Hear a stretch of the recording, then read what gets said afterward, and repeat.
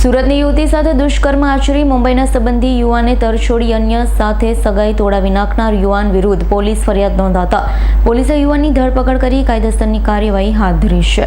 સુરતના અઠવાલાઇન્સ વિસ્તારમાં રહેતી યુવતીને તેના સંબંધી યુવકે પ્રેમ જાળમાં ફસાવી તેની સાથે લગ્ન કરવાની લાલચ આપી તેની સાથે દુષ્કર્મ કર્યા બાદ લગ્ન નહીં કરી તરછોડી દીધા બાદ યુવતીની અન્ય જગ્યાએ સગાઈ થઈ ગઈ હતી તે પણ તોડાવી નાખી।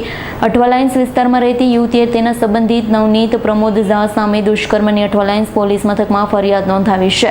તેણીએ જણાવ્યું હતું કે યુવતી જ્યારે માત્ર 16 વર્ષની હતી ત્યારે તેના સંબંધી યુવકે 11/2/2021ના રોજ તેની સાથે મિત્રતા કરી બાદમાં તેની સાથે પ્રેમ સંબંધ બાંધી લગ્ન કરવાની લાલચ આપી। ત્યારબાદ નવનીત ઝાએ 6 મહિના બાદ સુરત શહેરના ડઝણ વિસ્તારમાં આવેલી હોટલમાં યુવતીને લઈ ગયો હતો જ્યાં તેની સાથે શરીર સંબંધ બાંધ્યો હતો।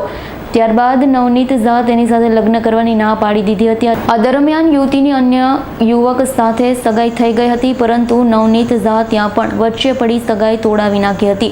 યુવતીને હેરાન પરેશાન કરવાનું ચાલુ રાખ્યું હતું જેથી આખરે ભોગ બનનાર યુવતી આ મામલે અઠવાલાઇન્સ પોલીસ મથકમાં ફરિયાદ નોંધાવતા પોલીસે નવનીત ઝા સામે દુષ્કર્મનો ગુન્હો દાખલ કરી તેની ધરપકડ કરી વધુ તપાસ હાથ ધરી છે।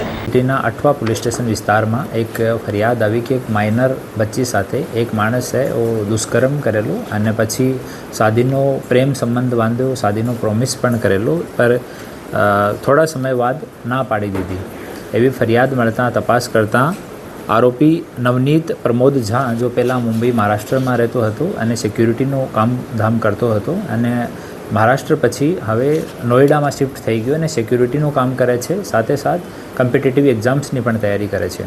તો આ ફેક્ટ્સને વેરીફાઈ કરવામાં આવ્યો અને જાણવા મળ્યો કે દીકરી સાથે 3-4 વર્ષ સુધી રિલેશનમાં રહ્યો હતો અને એના પછી વિવાહનો પ્રોમિસ પણ કર્યો હતો, એના પછી ના પાડી દીધી અને છોકરીનો બીજી જગ્યાએ લગ્ન ફિક્સ કર્યો હતો ઘરવાળા, પર ત્યાં પણ એ માણસે ખોટી રીતે ધાક ધમકી આપીને એનો સંબંધનો અંત કરાવી દીધો। એના પછી છોકરી જ્યારે આવી ત્યારે છોકરીનું સ્ટેટમેન્ટ લઈને રેપની કલમ અને સાથે સાથ પોક્સોની કલમ તહેત ગુના રજીસ્ટર કરવામાં આવ્યો છે। આરોપીને અટક કરવામાં આવ્યો છે અને ફર્ધર ઇન્વેસ્ટિગેશન ચાલુ છે। Bureau report S9 news Surat.